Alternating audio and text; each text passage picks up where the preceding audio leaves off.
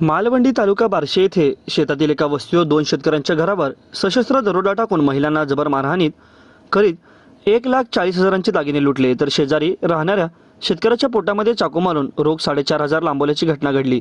जखमींना बार्शीतील खासगी रुग्णालयात दाखल करण्यात आले असून या घटनेने मालवंडीमध्ये एकच खळबळ उडाली आहे। याबाबत गणेश बाळासाहेब होनराव वय वर्ष 30 राहणार मालवंडी यांनी बार्शी तालुका पोलिसात फिर्याद दिली असून हा दरोडा नवीन वर्षाच्या पहिल्या दिवशी अर्थात 1 जानेवारी 2024 रोजी रात्री 1 वाजण्याच्या सुमारास घडला।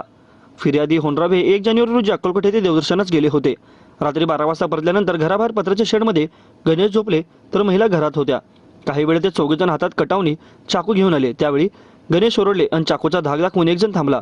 इतर साथीदार घरात घुसून झोपलेल्या महिलेस मारहाण करून अंगावरील दागिने काढून घेतले। कपाटातील लग्नाचे दागिने व रोख रक्कमही घेतली। जाताना बाहेरून कडी लावली। यापैकी काही चोरट्यांनी शिट्टी वाजून इतर साथीदारांना सावध केले। त्यानंतर त्यांनी काही अंतरावर हनुमंत हरिभाऊ सरवदे या शेतकऱ्याच्या घराकडे मोर्चा वळवला।